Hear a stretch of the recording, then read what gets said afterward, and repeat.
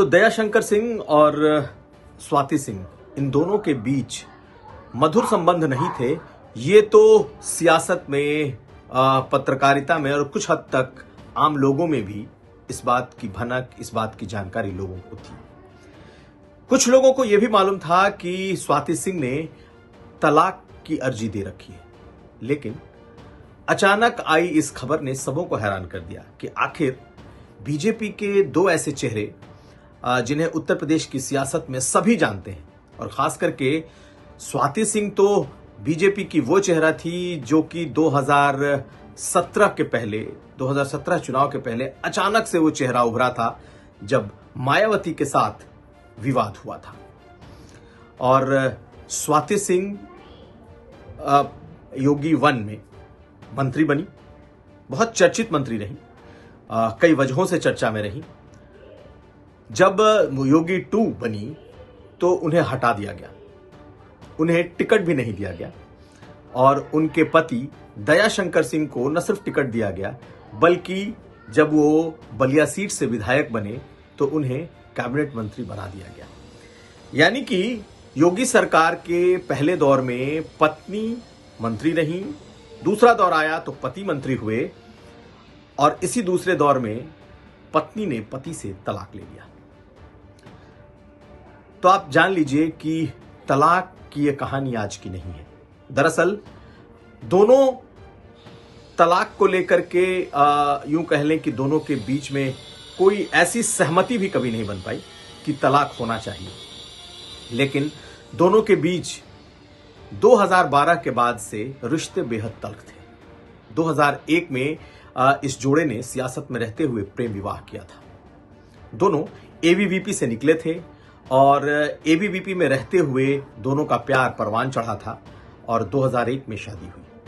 दयाशंकर सिंह और स्वाति सिंह के 2 बच्चे भी हैं, दोनों अब बड़े हो रहे हैं। लेकिन आखिर क्या वजह हुई कि शादी के करीब 22 साल के बाद स्वाति सिंह ने दयाशंकर सिंह से तलाक ले लिया? तो दयाशंकर सिंह की बात माने तो दयाशंकर सिंह ने आज यूपी तक को बताया कि तलाक उन्होंने न मांगा, न उन्होंने अर्जी दी, और ना ही उन्होंने कोई तलाक लिया है। ये बिल्कुल एक तरफा तलाक है जिसे स्वाति सिंह ने लिया है। और इसमें भी वो कहानी यह है कि स्वाति सिंह ने तलाक की अर्जी डाली, और कई बार जब अदालत में, फैमिली कोर्ट में दयाशंकर सिंह उपस्थित नहीं हुए तो आखिरकार जज ने इस एक तरफा तलाक को मंजूरी दे दी। हालांकि अब जबकि ये तलाक मंजूर हो चुका है, दयाशंकर सिंह ने भी मान लिया है कि हाँ ये तलाक है, लेकिन उन्होंने यूपी तक से साफ कहा था कि ये तलाक उनकी सहमति के बगैर है, ये एक तरफा तलाक है, और उन्होंने कभी तलाक के लिए अदालत का दरवाजा नहीं खटखटाया। तो सबसे बड़ा सवाल यही उठता है कि आखिर फिर ये तलाक हुआ कैसे और हुआ क्यों? तो इसके पीछे की एक कहानी है, और कहानी ये कि 2001 से में जब शादी हुई और उसके बाद 2012 तक दोनों साथ थे।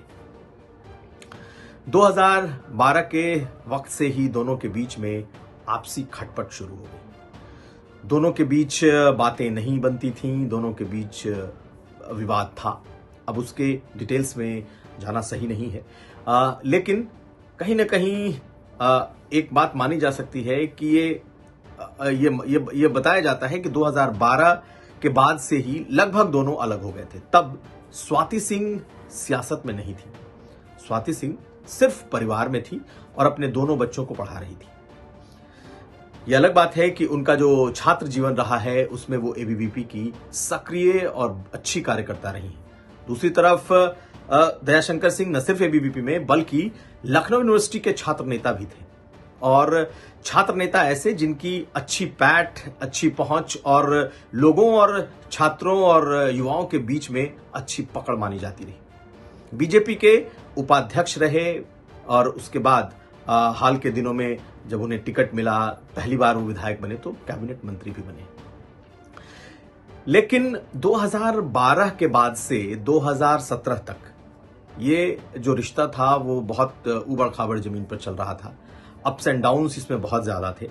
लेकिन 2016 का वो दौर याद करिए, 2016 में जब मायावती के खिलाफ एक बयान दिया था दयाशंकर सिंह ने, और उसके बाद तो वो इतना विवादास्पद बयान था कि बीजेपी ने दयाशंकर सिंह को पार्टी से निकाल दिया था। तब वो उपाध्यक्ष थे, उनकी गिरफ्तारी हुई थी और दयाशंकर सिंह की छापामारी में उत्तर प्रदेश से लेकर बिहार तक एक हो गया था, उन्हें गिरफ्तार किया गया था। और जब मायावती के खिलाफ बयान देने के बाद जब बसपा के लोग प्रदर्शन कर रहे थे, तब उन लोगों ने, और खास करके मायावती की तरफ से भी आया था, उन्होंने जिस तरीके के कमेंट स्वाति सिंह उनके परिवार पर किए थे, उसके बाद स्वाति सिंह बाहर निकली और उन्होंने तब बसपा का खूब जमकर मुकाबला किया था। और तभी समझ में आया कि दयाशंकर सिंह की पत्नी एक फायर ब्रांड नेता है। उन्होंने मोर्चा संभाला, पति जेल चले गए थे और तब वो बीजेपी में आई। बीजेपी ने मायावती के सामने इस महिला चेहरे को खड़ा कर दिया। पहले स्वाति सिंह को बकायदा महिला मोर्चे का अध्यक्ष बनाया गया और उसके बाद उन्हें लखनऊ की एक सीट से चुनाव लड़ाया गया। 2017 में चुनाव जीत गई स्वाति, और जीतते ही जब पहली सरकार बनी तो उसमें मंत्री बन गई। दयाशंकर सिंह और स्वाति सिंह के बीच तब रिश्ते थोड़े सामान्य होने लगे। कहा यह जाता है कि दयाशंकर सिंह जब लखनऊ रहते थे तो अपनी पत्नी के घर पे ही रहा करते थे 2012 और उसके आसपास। लेकिन दोबारा से इनके रिश्ते फिर से रिवाइव होने शुरू हुए, लेकिन कभी सही ढंग से वो रिवाइव नहीं हो सके। और 2017 में मंत्री बनने के बाद एक बार फिर रिश्ते बनते बनते फिर लड़खड़ा गए और स्वाति सिंह और दयाशंकर दोनों फिर से दूर हो गए। यानी 2012 में रिश्ता टूटा था, लेकिन जमाने को पता नहीं था। 2017 में उनके विधायक बनते ही ये जुटा और कहा यह गया कि बाकायदा दयाशंकर सिंह ने बड़ी मेहनत की है जिताने के लिए, अपनी पत्नी को मंत्री बनाने के लिए। सच्चाई क्या थी ये कम ही लोग जानते होंगे। लेकिन जब मंत्री बनी उसके बाद दोनों ने एक दूसरे को मिठाई खिलाए, दोनों साथ साथ दिखने लगे, लेकिन ये रिश्ता आगे नहीं बढ़ पाया। स्वाति सिंह और दयाशंकर सिंह के बीच के जो रिश्ते थे वो तल्ख होते चले गए और इन 5 सालों में मंत्री रहते स्वाति सिंह पर कई बार उंगलियां उठी, कई तरह के आरोप लगे। और दूसरी तरफ दयाशंकर सिंह लगातार संगठन में और बीजेपी में करीब होते गए। उन्हें पहले पार्टी से निकाल दिया गया था मायावती के मुद्दे पर, लेकिन फिर बाद में उन्हें पार्टी ने वापस लिया और संगठन के अच्छे कार्यकर्ता होने की वजह से संगठन में उनका रोल बढ़ता गया। और 2022 चुनाव के पहले जब टिकटों का ऐलान हो रहा था, तब ये लगभग साफ दिखाई देने लगा कि स्वाति सिंह का टिकट कट जाएगा, और वही हुआ। स्वाति सिंह का टिकट कट गया और दयाशंकर सिंह को बलिया से टिकट दे दिया गया। स्वाति सिंह सियासत से बाहर हो गई और दयाशंकर सिंह पूरी तरीके से सियासत में आ गए। कई बार वो चुनाव लड़ चुके थे, लेकिन पहली बार वो विधायक बने और फिर मंत्री बन गए। यानी दयाशंकर सिंह इन हुए कैबिनेट में और योगी कैबिनेट से पहले ही विदाई हो गई स्वाति सिंह की। और ये बात स्वाति सिंह के भी गले नहीं उतरी कि आखिर उनकी राजनीति को खत्म करने में उन्होंने मान लिया कि उनके पति दयाशंकर सिंह का बड़ा रोल है।